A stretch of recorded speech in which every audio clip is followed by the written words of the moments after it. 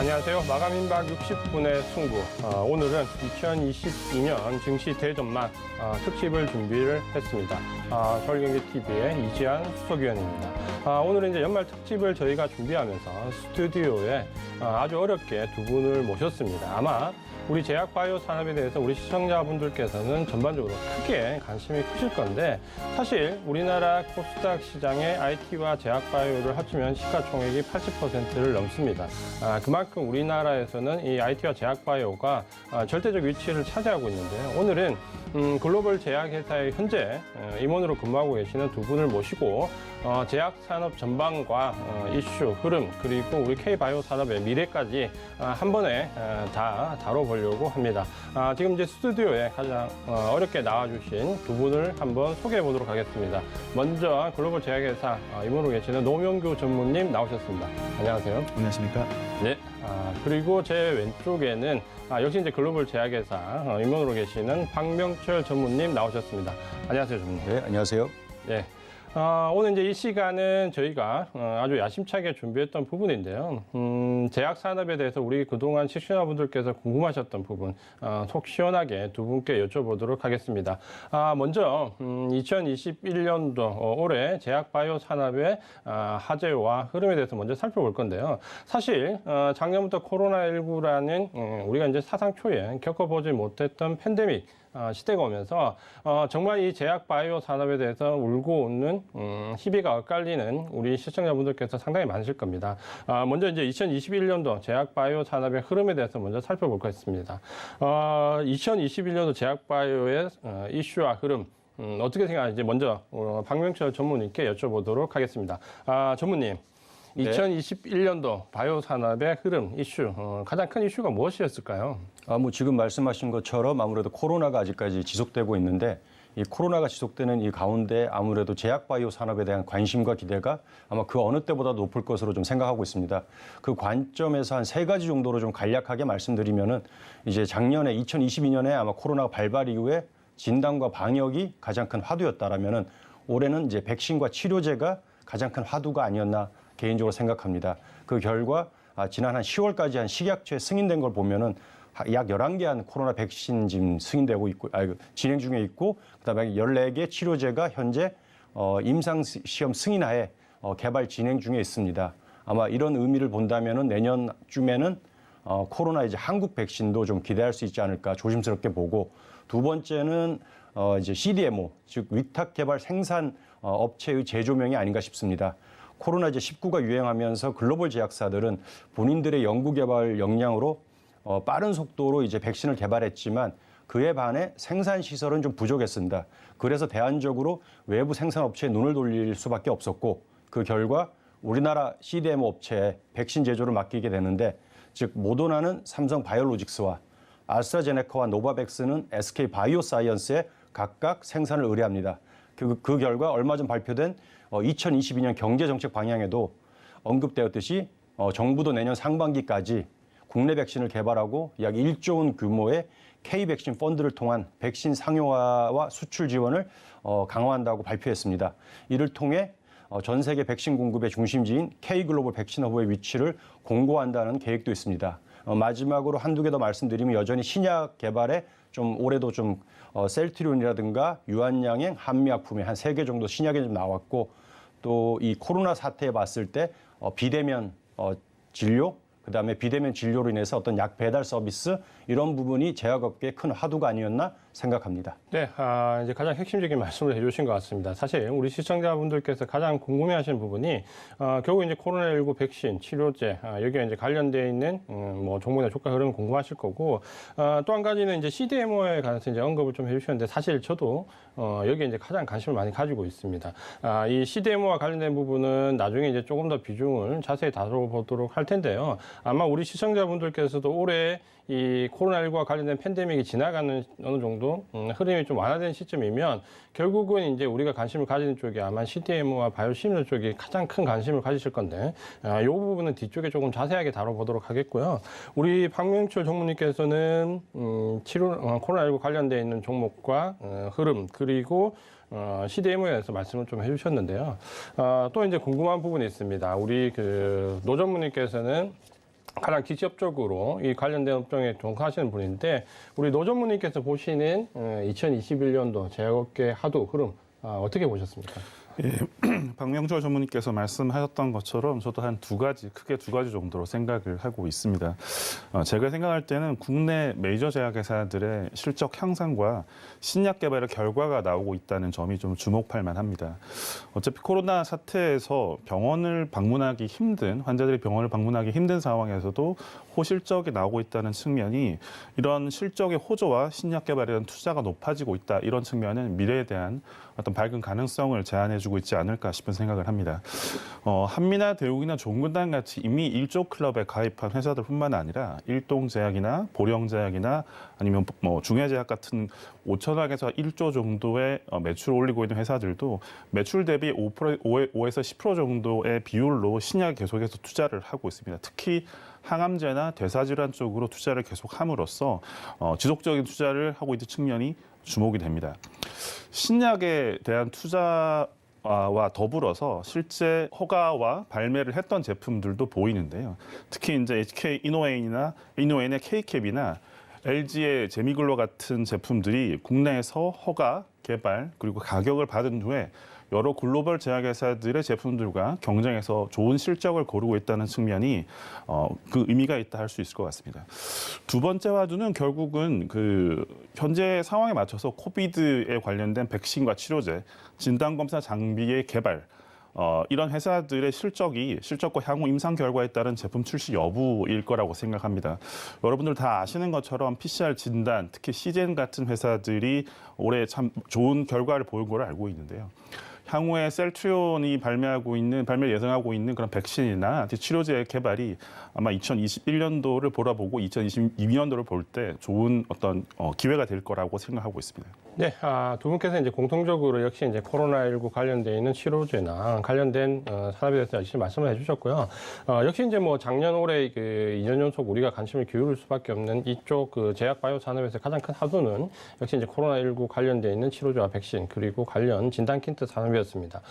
이 부분은 이제 우리가 충분히 좀 인지를 하고 있는데 우리 이제 노 전무님께서는 이제 신약 개발과 관련되는 국내 회사들의 업황에 대해서 말씀해 주셨고 우리 이제 박명철 전무님께서는 결국 이제 CDMO, 위탁 생산 관련된 부분을 말씀해 주셨는데 사실 제가 이제 그다음 이제 물어볼 질문이 바로 우리 시청자분들께서 가장 궁금해하실 수 있는데요.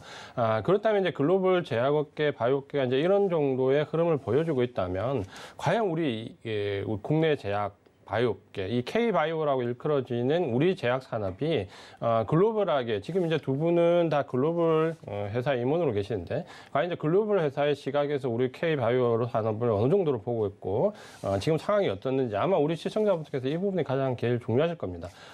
우리가 이제 알고 있는 대로 대부분 우리나라가 그 메인으로 생각하는 산업 쪽에서 한국이 손대면 통상 이제 우리가 얘기하는 게 글로벌 쉐어 10% 얘기를 많이 합니다. 그러니까 우리가 주력으로 삼는 대부분의 업종은 글로벌 쉐어가 10% 넘고 IT 산업 같은 경우는 뭐 40% 이상에 육박하는데 사실 이 K바이오는 올해 중반까지 글로벌 쉐어가 대한민국 1%밖에 안 됩니다. 그러니까 이게 하나의 위기이기도 하고 또 하나의 기회 요인이기도 한데 이제 이 부분에서 좀 집중적으로 여쭤보도록 하겠습니다. 먼저 이제 좀 전에 그 K바이오에서 말씀하신 우리 노 전무님께 한번 여쭤보겠습니다. 사실 좀 객관적인 시각으로 과연 우리 K바이오 업체들 글로벌하게 입지가 어느 정도 되는가요? 제가 좀 전에 말씀드렸지만 신약에 대한 투자는 긍정적입니다. 하지만 아직은 글로벌 차원에서 결과를 만들어내기에는 시간이 좀 더 필요하다고 생각합니다. 국내에서 투자를 해서 글로벌 제약 시장에 이렇게 나가는 제품들이 많이 있습니다. 하지만 이런 제품들이 동남아 일부 시장이나 라틴 아메리카 같은 시장으로 들어가는 측면은 어쨌든 글로벌하게 퍼져나가는 측면은 긍정적일 수 있지만 이 시장을 진입하는 데 있어서 본인 회사 이름으로 들어가는 게 아니고 파트너십을 통해서 들어간다는 측면은 아직까지 좀 한계라고 볼 수 있습니다. 대신 2019년도에 SK 바이오팜에서 개발했던 시노바베이트라는 간질약 같은 경우는 FDA가 승인되고 난 이후에 LG 라이프 사이언스 이름으로 미국 시장에 진출을 선언했다는 측면에 대해서는 긍정적으로 판단을 하고 있고요.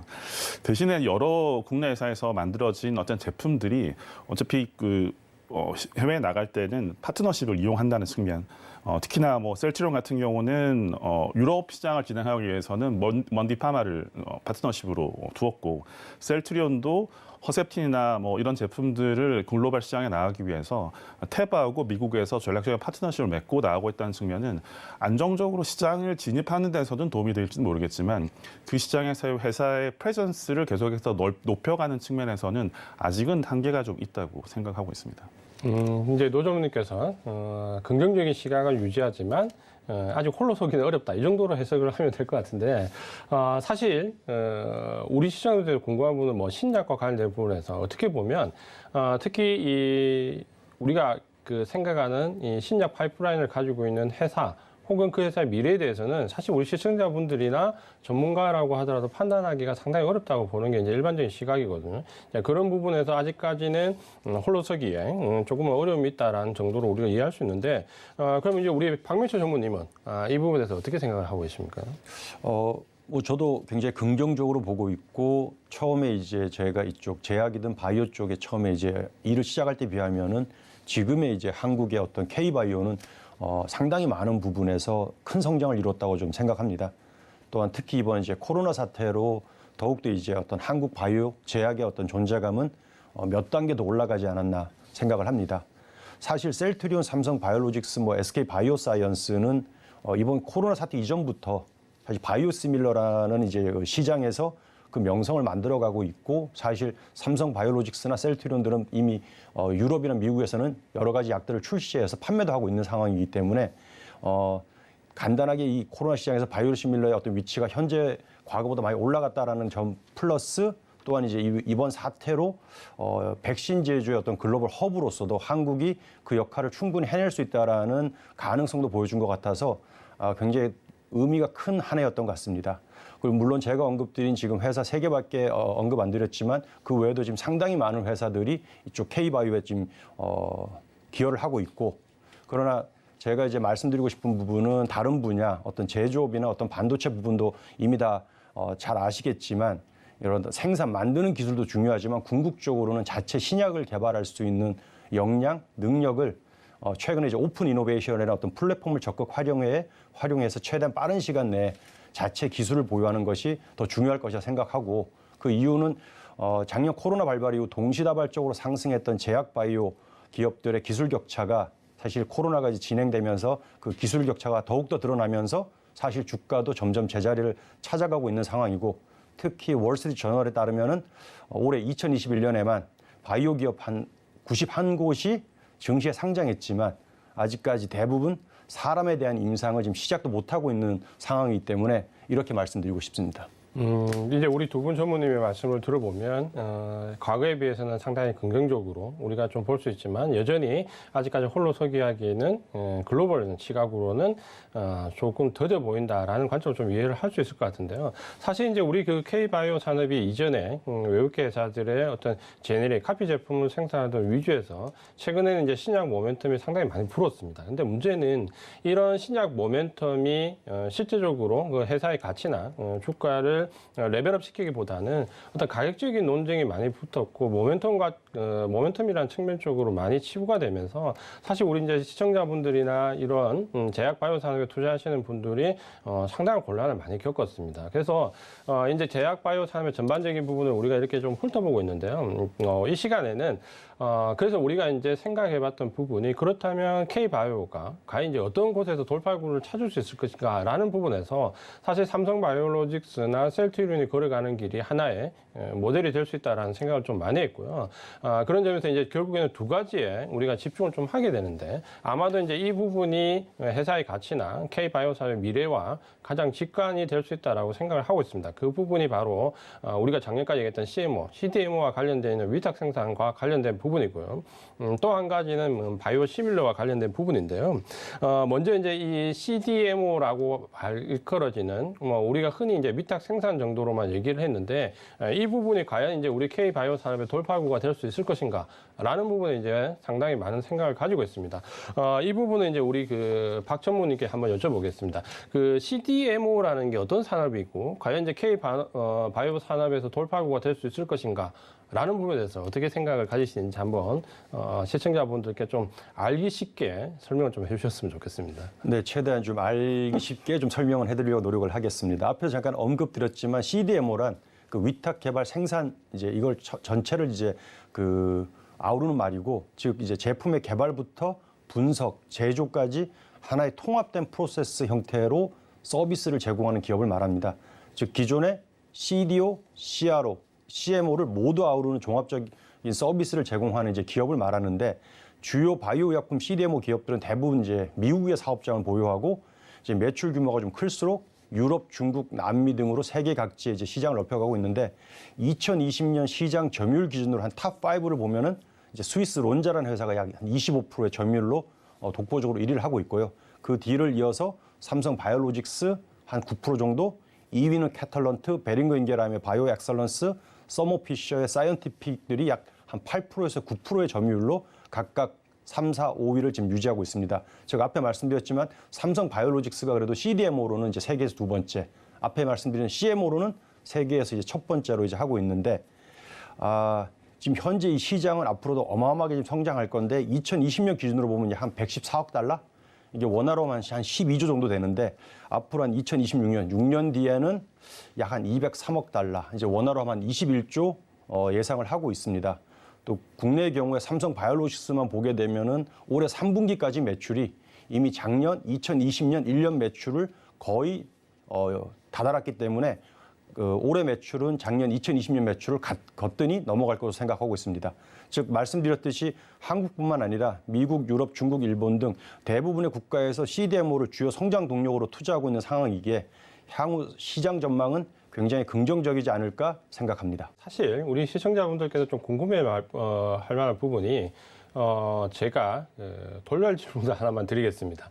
저희가 이제 궁금한 게 삼성 바이오로직스가 지금 생산 공장을 다 완성하면 전체 CMO 기업의 외주 물량의 글로벌 시의 한 40%까지도 육박한다라는 보도가 있었는데, 과연 이제 그 정도 캐파를 삼성 바이오로직스가 활용해서 지금 이제 아마 우리 시청자분들이나 기대하시는 부분이 이런 걸 겁니다. 그러니까 삼성이 손을 대면 뭔가 좀 다르다라는 관점과, 특히 이 반도체 같이 IT 산업의 이 씨앗이 될 수 있는가라는 부분이 삼성 바이오로직스가 이 CDMO 부분에서 원료 생산과 관련된 부분에서 반도체 같은 지위를 과연 앞으로 점유할 수 있을 것인가라는 기대감이거든요.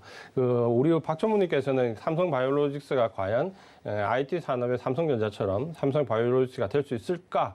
라는 부분에 대한 질문에 대해서 한번 어떻게 생각하시는지 제가 한번 질문 드려보도록 하겠습니다. 정말 돌발 질문인데요. 그래도 저 대한민국의 한 사람으로서 당연히 삼성 바이오로직스도 삼성전자처럼 글로벌리 넘버원이 됐으면 좋겠다는 생각은 당연히 가지고 있고요. 다만 제가 잠깐 설명드렸지만 이 CDMO, 즉 CMO든 CDMO는 한국뿐만 아니고 전 세계 웬만한 선진국들은 전부 다 미래의 어떤 성장 동력으로 보고서 투자하고 있기 때문에 삼성이 이제 4공장까지 완공하고 그 물량을 모두 수주해서 생산을 적극적으로 하고 거기서 좀 더 기술 격차를 벌이고 간다면은 충분히 저는 경쟁력 있다고 보고, 다만 한 가지는 이제 바이오시밀러를 이제 생산하는 것도 이제 한 단계 넘어서서 바이오시밀러뿐만 아니고 이제 세포나 유전자 치료제까지 생산을 이제 삼성 바이오로직스가 좀 더 가져온다라면은 저는 충분히 승산은 있다고 보는데, 단지 이제 그거는 앞으로 좀 시장 상황을 더 지켜보고 또 다른 나라 상황도 보고 또 삼성이 어떤 기술을 가지고 나갈 것이냐가 저는 조금 기대해 볼 수 있지 않을까 생각합니다. 우리 이제 박 전무님께서 상당히 긍정적으로 대답을 해주셨습니다. 사실 오늘 주제를 정할 때 CMO와 바이오시밀러는 저도 이제 상당히 관심을 가지고 있던 부분이라서 이 부분은 제가 두 분께 꼭 물어봐야 되겠다라고 생각을 가지고 말씀 좀 드렸거든요. 사실 삼성 바이오로직스가 상장했던 시기부터 이 가격에 대한 논쟁이 상당히 있었고 고평가 논란이 상당히 있었는데, 이 부분이 과연 이제 앞으로 파이프라인으로 극복이 될 것이냐라는 부분에서 본다면 역시 이제 방금 말씀해 주셨던 이 CMO와 관련된 CDMO와 관련된 부분에서의 위탁 생산 능력이 과연 레벨업 산업으로 이제 이어질 것인가라는 부분에서 상당히 긍정적으로 말씀해 주셨고, 제가 이제 한 가지 더 이제 우리 노 전무님께 질문을 좀 드리려고 합니다. 그 다음 이제 최대 하도라고 볼 수 있는데요. 이 바이오시밀러입니다.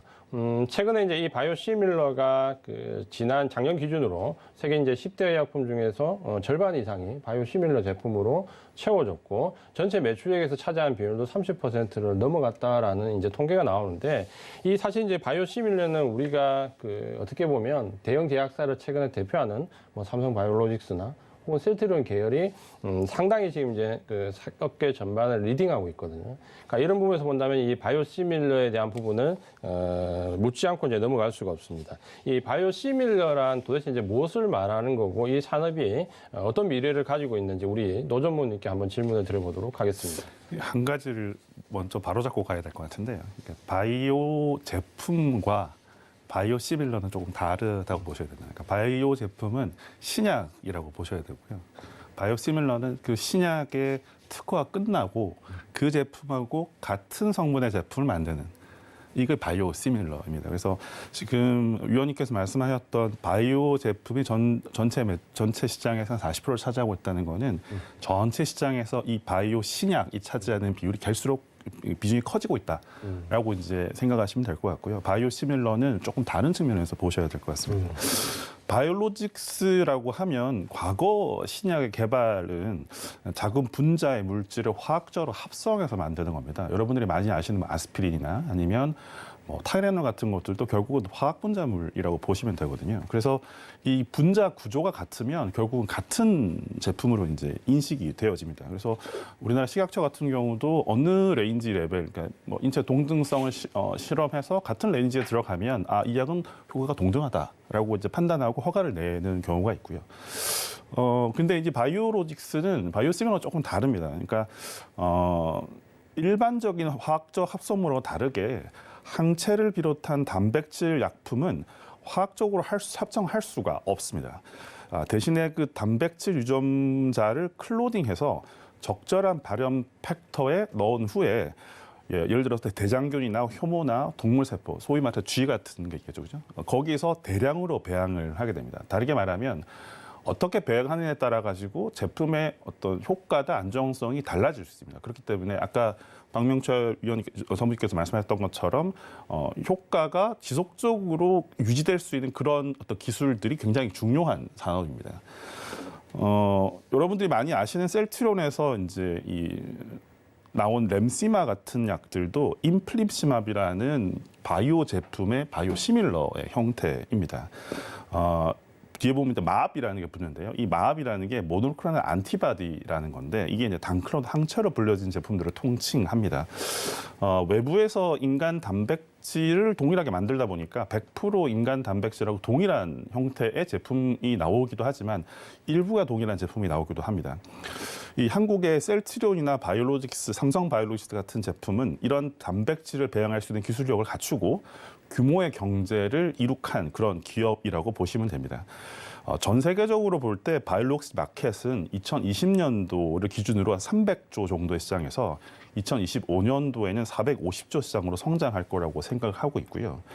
현재 시점에서 전 세계적으로 가장 많이 판매되고 있는 바이오 제품은 에브비의 휴미라라는 제품이 있습니다. 이 제품이 2020년도 매출이 23조입니다. 한국 전체 제약 시장이 차지하는 규모가 20조 정도 넘거든요. 그러니까 제품 하나가 가지는 매출이 한국 전체 시장하고 동일하다라고 생각하시면 될 만큼 한 제품이 가지는 어떤 포텐셜, 그러니까 잠재력 자체가 무궁무진하다라고 볼 수 있습니다. 현재 미국의 경우에 이 특허 만료 바이오 약품이 7개의 몰레큘이 사실 이제 바이오 시밀러가 나올 수가 있고요. 26개의 제품이 실제로 허가가 되었고 마켓에 나온 제품은 18개에 달합니다. 셀트리온에서 지금 만들어내오는 뭐 렘시마라든가 허주마, 트룩시마, 삼성 바이오에피스에서 만든 경우는 온투라젠트, 에티코보 라는 제품들은 유마티스 관절염으로 대표되는 자가 면역 질환이나 항암제 시장에서 경쟁할 거라고 예상하고 있습니다. 제품의 출시 시기와 대규모 생산 시설에서 가져올 수 있는 가격 경쟁력이 아마도 마켓 쉐어를 결정하는데 아주 키가 될 것이라고 생각하고 있고요. 이들 제품 외에도 향후에 이제 특허가 만료되고 있는 많은 이 생물학적 제재 블록버스터들이 있습니다. 이런 제품들을 동일하게 삼성 바이오로직스나 아니면 삼성 바이오 에피스나 아니면 셀트리온 같은 데서 만들어낸다 그러면 향후의 실적 향상을 기대해 볼 수 있을 겁니다. 하지만 우리가 많이 알고 있는 뭐 파이저나 암젠 같은 회사들도 이미 바이오 시밀러 시장에 들어가 있습니다. 이렇게 인지도가 있는 회사들과 전 세계 시장에서 경쟁을 하기 위해서는 결국 아까 제가 말씀드렸던 것처럼 회사 자체의 엔터티, 회사 자체의 프레전스를 전 세계적으로 확대시키는 그런 작업을 동시에 진행해서 해야만 전 세계 시장에서의 마켓 셰어를 아까 뭐 위원님 말씀하신 1%에서 뭐 10%든 15%든 올라갈 수 있는 그런 모멘텀이 마련되지 않을까 싶은 생각이 듭니다. 자, 이제 바이오 시밀러에 대해서 우리 노조분께서 아주 자세히 말씀을 좀 해주셨는데요. 사실 이제 아마 시청자분들이 궁금하신 제가 돌발 질문 또 한 가지만 하겠습니다. 그 바이오 시밀러가 사실 최근에 보면 이제 각국의 보건당국에서 적극적으로 사용이 장려되어진다라는 부분과 가격적인 측면이 그 기존 제품의 40% 미만이다라는 부분 때문에 각국의 이제 보건당국들에서 장려를 하면서 이 바이오 시밀러 시장이 굉장히 커질 것이다라는 기대감이 있는데 과연 이제 이게 정말로 이제 이런 쪽으로 커진다면 삼성 바이오로직스나 우리 셀트리온 같은 회사들이 기회원을 좀 찾을 수 있을까요? 그 부분에서? 한국의 이 소위 말해 미투 제품들, 제너릭을 만드는 회사들이 거의 한 400개 됩니다. 한국만 그렇습니다. 전 세계적으로 이 제너릭을 만드는 회사는 수천 개, 수만 개 될 겁니다. 대신에 이 바이오로직스, 바이오 시밀러를 만드는 회사들은 사실 10개 남짓 정도입니다. 특히 이제 이 제품의 어떤 효과나 안정성을 담보할 수 있는 그런 생산 시설을 갖춘 회사들은 정말 손에 꼽을 만한 정도라고 보이는데요.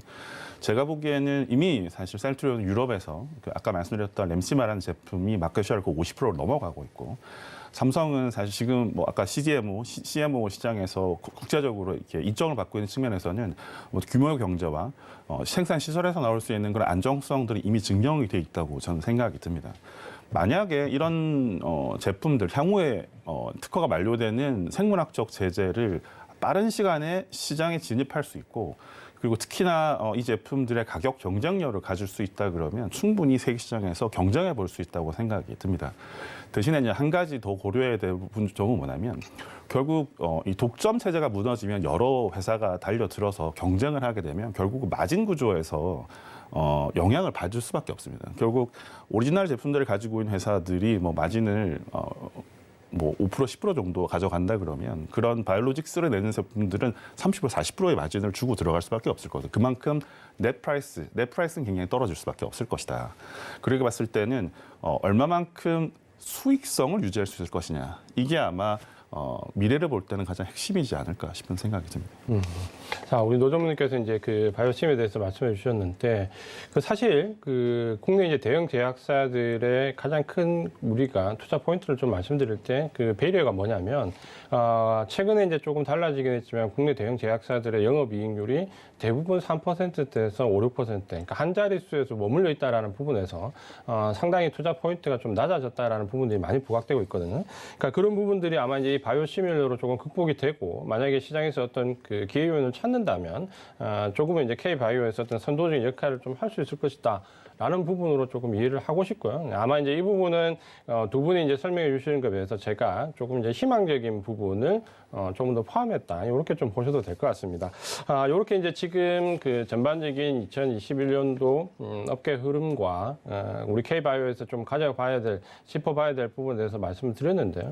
이제 그 다음 이제 아마도 우리 시청자분들께서 궁금한 건 그렇다면 과연 이제 내년도 2022년도에는 과연 우리가 제약 바이오 산업을 어떻게 봐야 되고 어떤 투자 포인트가 있을까라는 부분이 아마도 될 것 같습니다. 그러니까 이 부분은 이제 또 한번 안 물어볼 수가 없는데요. 아마도 이제 우리가 가지는 시각과 지금 글로벌 회사에서 보는 시각은 조금 다를 수 있습니다. 그러니까 그 부분을 좀 감안하더라도 먼저 이제 우리 노전무님께 한번 여쭤보겠습니다. 그 2022년도에는 우리가 제약 바이오 산업에서 어떤 부분에 포커스를 좀 맞춰서 볼 수 있을까라는 부분은 한번 여쭤보고 싶습니다. 제가 볼 때 이 방송 자체가 투자자 개념으로 사실 보는 분들이 많을 거기 때문에 결국은 국내 회사들을 봤을 때 말씀드렸던 것처럼 실적을 봐야 될 겁니다. 그러니까 결국 매출이 얼마나 늘어나고 있는지를 보는 게 아마 제일 중요한 측면이라고 생각이 들고요. 두 번째 측면은 제가 볼 때는 사실 바이오테크들이 굉장히 많이 생기고 있고 이런 회사들이 상장을 통해서 투자의 기회가 늘어날 수 있다는 측면에서는 아마 투자자 여러분들께서 관심을 가지는 쪽이 될 거라고 생각합니다. 근데 이 바이오테크 회사들이 대부분 이제 물질들이 뭐 임상 전 단계, 프리클리니컬 트라이얼이라고 이야기하는데 전임상 단계 혹은 1상이나 2상 정도에 있는 약물들이 대부분입니다. 그렇다면 3상이 지나서 실제로 제품이 출시할 때까지는 아직 시간이 굉장히 많이 걸리는 상황이라고 생각이 들고요. 그렇기 때문에 당장의 어떤 매출을 기대하기는 쉬운 사항은 아닙니다. 대신에 최근 들어서 일어나고 있는 글로벌 시장에서의 방향은 뭐냐면 이런 작은 회사들을 인수하거나 아니면 그 몰레큘을 라이센스 아웃 인해서 그 큰 회사들이 이런 특허권을 사들이거나 아니면 파트너십을 통해서 이 작은 회사들도 매출을 발생할 수 있는 그런 여건들이 마련된다는 측면들은 되게 중요한 여러분들이 봐야 될 중요한 팩터라고 생각이 듭니다. 제가 생각할 때 세 번째는 결국은 코로나 환경에서 비대면이라는 측면을 저희들은 관가할 수 없다라고 생각이 들고요. 특히 유통시장에도 비대면이 많이 증가했던 것처럼 제약시장도 비대면 시장이 계속해서 증가될 거라고 생각을 합니다. 미국 같은 경우는 암웰이라는 회사가 의료시장의 비대면 시장을 지금 만들고 있고 그런 비슷한 회사들이 굉장히 많이 있습니다. 구글에서 이미 투자를 했고 그런 측면에서는 이 코비드 상황, 향후로 봤을 때는 비대면 의약 시장에서의 이 확장, 그런 시장의 확장 자체를 여러분들 좀 봐야 되지 않을까 싶은 생각이 들고요. 국내에서 봤을 때는 여러 가지 제반 법률적인 측면에서는 아직까지는 한계가 있습니다. 대신에 이런 법률적인 한계, 그러니까 어떤 규제라는 측면의 한계를 벗어난다 그러면, 그리고 극복할 수 있다 그러면 국내 시장도 비대면 의료 시장이 확장되는 어떤 그런 계기가 되지 않을까 2020년도는 그렇게 생각을 하고 있습니다. 이제 내년도는 이제 코로나19의 그 영향권에서 조금은 벗어날 수 있다면 결국 이제 그 방금 이제 노 전무님께서 말씀하셨던 전반적으로 이제 신약 개발, 본연의 그 펀더멘탈에 좀 집중해야 될 부분과 그다음에 이제 우리가 올해 작년 크게 겪었던 이 비대면이라는 부분이 결국은 이제 모든 IT 산업이나 전반적인 뿐만 아니라 이 제약 바이오 산업 쪽에서도 상당히 이제 하나의 체인저 시점이 왔다라는 부분이 이제 말씀을 좀 짚어주신 것 같은데 제가 볼 때도 아마 이 부분이 굉장히 중요할 것 같고.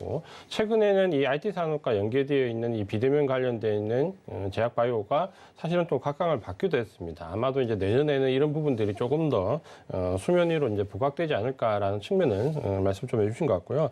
그렇다면 이제 우리 그 박 전무님께도 역시 똑같은 질문을 여쭤보겠는데요. 내년에 이제 우리가 제약 바이오 산업 어떤 부분에 가장 포커스를 가지고 봐야 될까요? 뭐 쉽지는 않은 질문인데 제가 봤을 땐 지난 2년간 이제 코로나 발발 이후에 진단 방역, 그다음 백신, 그다음 치료제에 좀 집중되다 보니까 다른 쪽 영역이 원래도 잘 되었지만 좀 빛을 못 본 것 같은데 제가 봤을 때는 조심스럽게 이제 코로나가 이제 좀 정착화되고 안정화되고 이제 치료제까지 이제 뭐 얼마 전에 보니까 승인 났던데 이렇게 되면은 제약 산업의 원래 트렌드인 제약 바이오 원래 트렌드인 신약 개발로 그 초점이 돌아올 것으로 예상되고요.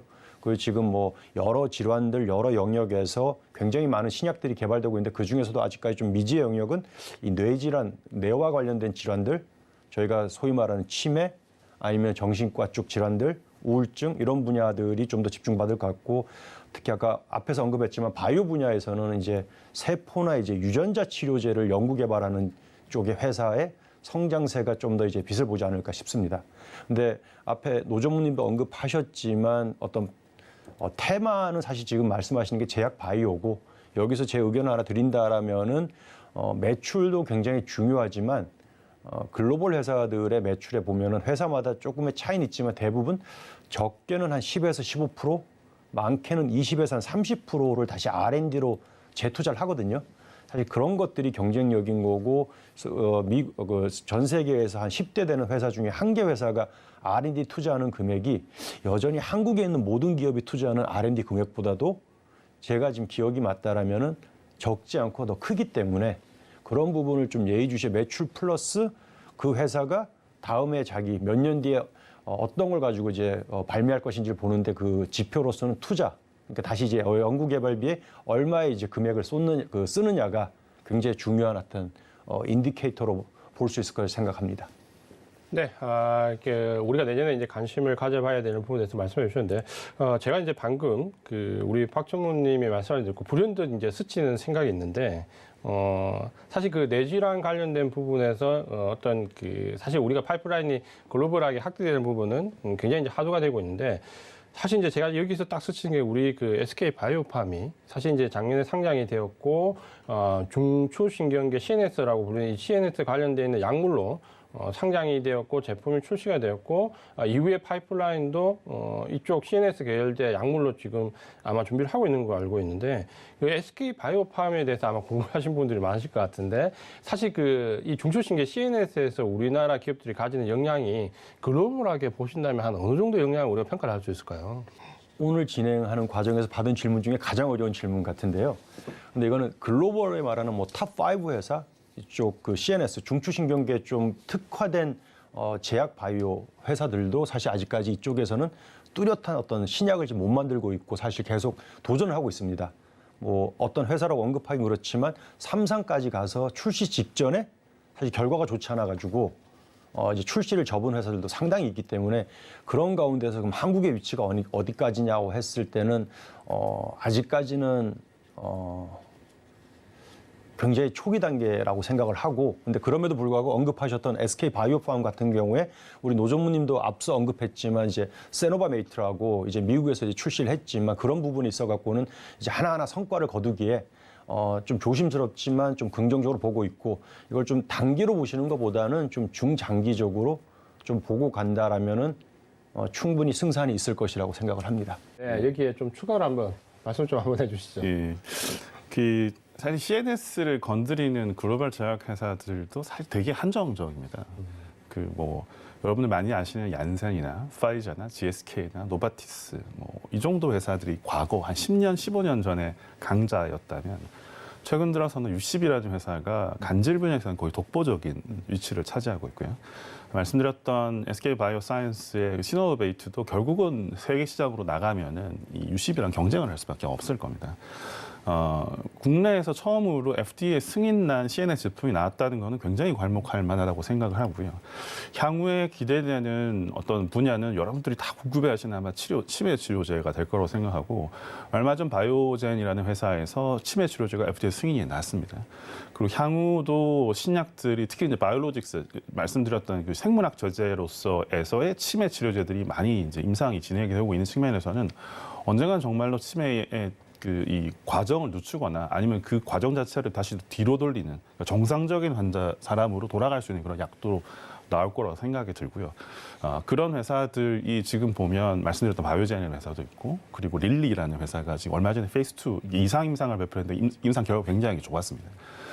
그런 측면에서는 그런 회사들에 대한 관심도 좀 가져볼 필요가 있지 않을까 싶은 생각이 들고 국내에서 볼 때는 최근 들어서 많은 회사들이 CNS 제품 이 질환 쪽으로 투자를 많이 하고 있습니다. 특히 이제 D&D 파마텍이라는 회사 같은 경우는 사실 굉장히 지금 많이 앞서가고 있는 상태라고 저는 알고 있고 국내에서도 치매 치료제 됐던 정신분열증이 됐던 간질이 됐던 우울증이 됐던 그런 이제 향후로 볼 때 굉장히 큰 시장을 형성될 수 있는 이 정신신경 분야에서의 어떤 신약들이 계속해서 나올 수 있는 그런 기반이 현재 투자에서 나오지 않을까. 그래서 여러분들이 투자하는 어떤 금액이 그런 회사들한테는 굉장히 좋은 펀더멘탈을 만들어낼 거다라고 생각이 듭니다. 네, 제가 갑자기 이제 돌발 질문을 드렸는데 역시 이제 두 분이 이제 글로벌 제약회사 전문님이다 보니까 상당히 답변을 잘해주셨습니다. 사실 이제 우리가 시청자분들께서 이제 이 제약 산업 전반에 대해서 조금 얘기를 들으시고 조금 이제 이 백그라운드의 배경 지식을 조금 늘리셨다면 아마도 이제 궁금한 건 그렇다면 이제 내년도 과연 이제 우리가 투자의 관점으로 봤을 때 이 제약 바이오 섹터에서 어느 섹터나 혹은 어느 회사나 혹은 어느 회사의 주식을 관심을 가져야 되는지가 아마도 가장 궁금하실 겁니다. 그래서 박정론님께 제가 한번 질문 드려보겠습니다. 내년도 나 같으면 제약 바이오 섹터 중에서 여기에 좀 주목을 하겠다. 어떤 섹터나 회사라고 조금만 범위를 좁혀서 얘기해 주시면 어느 쪽에 이제 우리가 관심을 가져야 될까요? 근데 질문이 점점 좁혀 들어오는데 저는 앞에서 언급드렸지만 여러분들이 선택을 하실 때 선택은 이제 개인이 결정해야 되는 건데 이런 예를 하나 좀 들고 싶어요.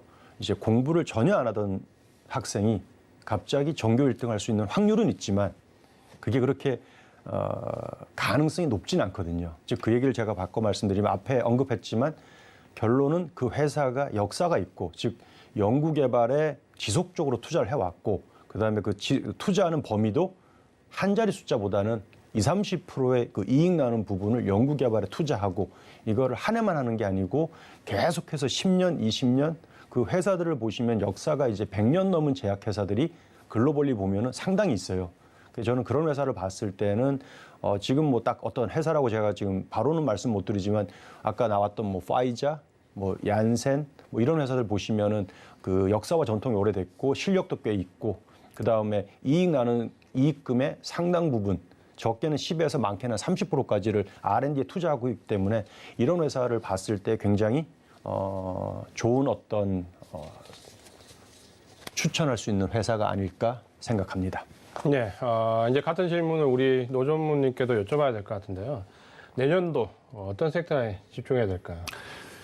박 전무님께서는 굉장히 메인스트림에 투자하라고 말씀을 하셨는데 저는 사실 이제 여러분이 관심을 가질 거는 아마 제 생각에는 어떤 시장이 이렇게 성장을 해서 주가가 많이 오를까라는 생각을 많이 하실 것 같은데요. 제가 보는 관점에서는 내년도에 여러분들이 좀 관심을 가질 분야는 아마도 보tuli즘 톡신 시장이지 않을까 싶은 생각이 듭니다. 최근 들어서 시장이 굉장히 많은 변화를 가져오고 있고 그게 어떤 측면에서는 좀 안 좋은 상황이기도 합니다. 허가 이런 쪽에 문제가 발생하는 제품도 발생하고 있고 대신에 이제 변화가 일어나는 시기가 되면 결국 누군가는 승자가 되고 누군가는 패자가 될 겁니다. 이 보톡스 미용 시장에 한번 눈여겨보시면서 어떤 회사가 제품력이나 아니면 투자의 어떤 측면이 다른 회사보다 좀 더 뛰어난지를 보시면 아마 2022년도에 괜찮은 투자 기회를 잡지 않을까 하고 저는 조심스럽게 생각이 듭니다.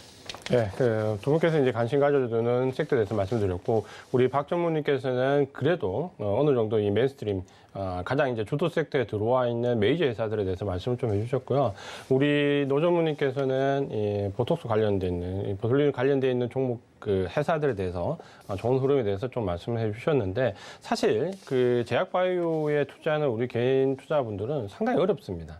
그러니까 이게 코로나19 관련돼 있는 섹터든, 혹은 신약 모멘텀이 있는 섹터든, 혹은 기존에 이제 대형 제약사 관련돼 있는 섹터든, 그걸 우리 개인 투자분들께서 직접 파악을 해서 이제 대응하기가 상당히 어렵고, 또 거기에 대해서 실망감도 굉장히 크실 건데, 사실 그거는 전문가들도 저는 좀 마찬가지라고 봅니다. 제가 그 서울경제TV에서 대표적으로 제약바이오 추천을 안 하는 걸로 유명한데, 제 기억에 아마 1년 동안 그 제약바이오 관련된 그 회사나 섹터를 추천을 한 번도 안 한 것 같습니다. 근데 제가 이제 오늘 이 제약바이오 관련된 두 분을 모시고 이제 이 프로그램을 하는 게 이제 어떻게 보면 아이러니할 수도 있는데, 그만큼 이제 조금 더 잘 알고 제대로 알고 대응을 하자라는 관점인데, 사실 그 이 1시간으로 이 부분을 다 녹아내기는 상당히 어렵습니다. 그래서 제가 마지막에 이제 질문을 좀 드려야 될 것 같은데, 마지막 질문은 아주 시니컬하게 한번 여쭤보도록 하겠습니다. 그 사실 이제 최근에는 이 서학개미라고 해서 미국에 직접적으로 투자하시는 우리 개인 투자자분들이 상당히 많이 있습니다. 이 많은 분들이 지금 서학개미라는 타이틀을 달고 미국 시장에 투자를 하고 있는데, 우리 박 전무님께 먼저 한번 여쭤보도록 하겠습니다. 박 전무님. 네. 이 미국 시장에서 가장 주목해 볼 만한 회사, 물론 본인들의 회사를 제외하고 우리 개인 투자자분들께서 이 종목에 한번 집중해 봤으면 좋겠다라는 회사 딱 하나만 찍어서 말씀해 주신다면 어느 회사라고 말씀을 해 주시겠습니까? 네, 뭐 아주 좋은 질문입니다. 뭐 제가 다니고 있는 회사를 언급하는 건 좀 그렇지만 할 수는 없지만 제가 아까 앞에 말씀드렸던 저는 파이자 같은 회사는 아까 메인스트림에 있는 회사고 역사도 굉장히 오래됐고 최근에 이제 코로나 백신도 출시하면서 주가 흐름에 큰 영향을 받았고, 또 최근에 이제 그 코로나 치료제까지 하는 걸 봤을 때는 이제 백신과 치료제를 한 회사에서 동시에 생산할 수 있다라는 거는 사실 그간 깔려 있는 기술, 그다음에 이제 R&D의 어떤 능력, 역량 이런 부분이 굉장히 이미 검증이 다 끝난 회사라고 보거든요. 그런 부분에서는 만약 추천을 저보고 하나 해달라고 한다면은 저는 파이자를 조금 추천해드리고 싶습니다. 네, 어떻게 보면 제가 항상 말씀드리는 삼성전자를 꼭 사야 된다와 같은 맥락인데요. 사실 우리가 이제 특별하게 뭔가를 생각하다가 그걸 발굴해낼 수 있는, 물론 이제 두 분은 전문가시기 때문에 이제 그걸 해낼 수 있겠지만, 그러니까 일반적인 우리 개인 투자분들이 그걸 발굴해낼 수 없다면 가장 좋아 보이는 종목을 사야 된다라는 게 저도 지론인데, 그게 이제 우리나라의 삼성전자 같은 기업이 예를 들면 이제 화이자 같은 대표적인 기업이 될 것이고, 최근에 이제 화이자 주가를 보시면 굉장히 많이 올랐습니다. 그러니까 백신 관련된 이슈로 모멘텀을 받고, 최근에는 이제 경구용 치료제와 관련된 부분에서 모멘텀을 받으면서 상당히 좋은 모습을 보이고 있는데, 결국은 이제 우리 박 전무님께서는 이런 메인스트림의 가장 강한 기업을 말씀을 해주셨습니다. 반면에 우리 노 전무님께도 똑같은 질문을 드려보겠습니다. 미국 시장 증시에서 바이오 제약 바이오 섹터 어떤 종목을 사야 될까요? 예, 저는 사실 개인적으로 저도 미국 몇 제약회사에 투자를 하고 있습니다. 그러니까 저는 바라보는 관점은 지금 당장의 어떤 수익률을 내기보다는 한 5년 이상을 바라보는 어떤 회사에 대해서 관심이 많은 편인데요.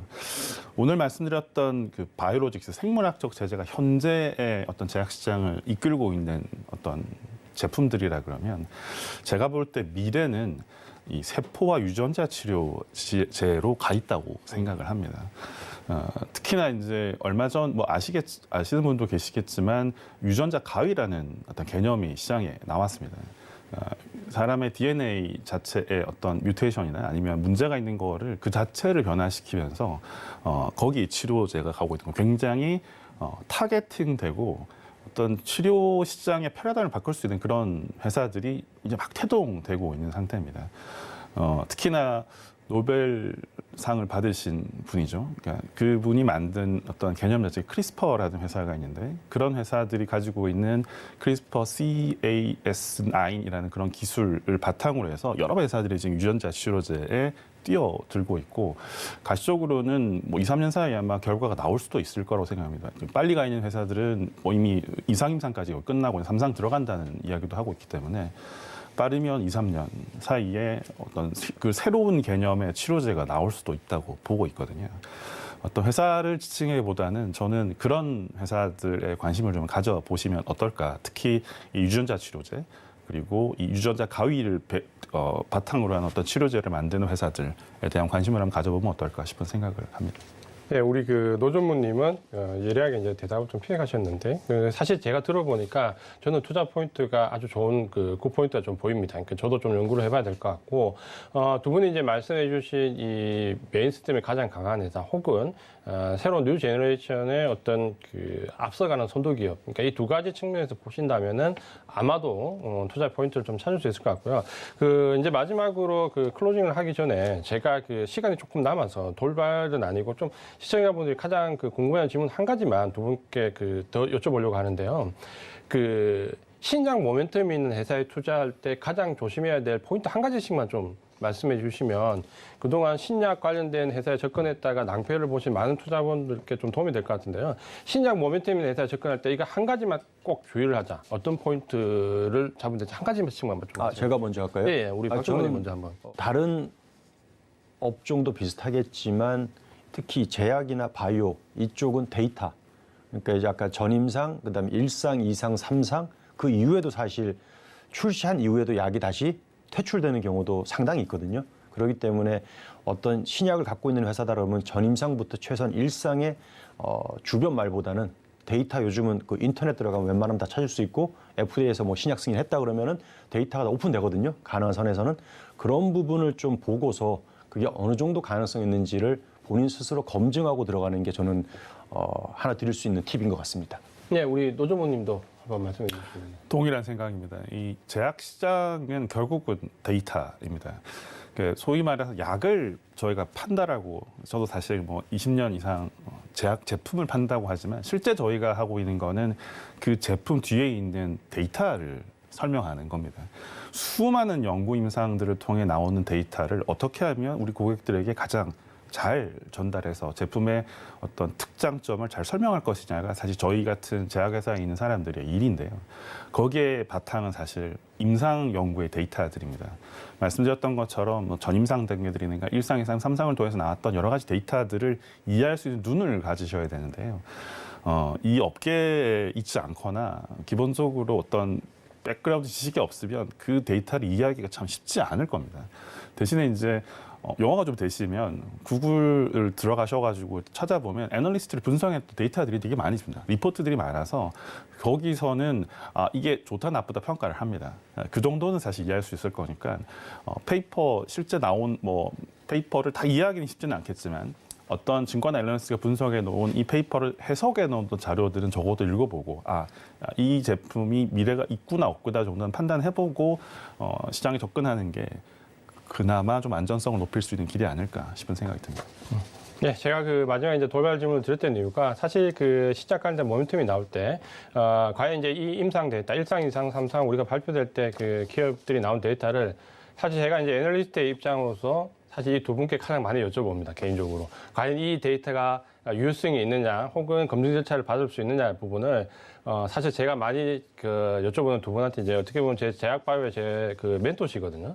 그래서 제가 한번 여쭤봤고, 오늘 이 짧은 시간에 사실 이 많은 얘기를 다 전달해드리기는 어렵습니다. 그러니까 원래 취지가 이 제약바이오 사업 전반에 대해서는 한번은 좀 이해를 하고 넘어가자라는 부분이었고, 그 부분을 이제 한번 올해와 내년에 이제 업황을 놓고 좀 이렇게 이해를 하는 시간으로 이해를 하셨으면 좋겠고요. 오늘 이렇게 시간을 내주셔서 두 분이 참가해 주셨는데 두 분께 먼저 감사의 말씀을 좀 드리겠습니다. 감사합니다. 예. 서울경제TV에서 마련했던 2022년을 앞두고 증시 대특집 제약바이오 업종에 대해서 전반적으로 다뤄보는 시간을 가졌습니다. 여기서 이제 말씀드리는 부분들이 얼마만큼 우리 시청자분들께 도움이 될지는 이제 각자 판단하셔야 되겠지만, 그래도 현직에 계시는 글로벌 제약회사의 임원분들께서 말씀해 주셨기 때문에 조금은 현실적인 부분이 되지 않았나라고 생각을 하고, 항상 저희 서울경제TV가 이런 좋은 프로그램을 마련해서 시청자분들을 찾아뵙겠다는 거 말씀을 드리면서 오늘 이 시간은 여기에서 마무리 짓도록 하겠습니다. 시청해주신 우리 시청자분들께 감사의 말씀을 드리겠습니다. 감사합니다.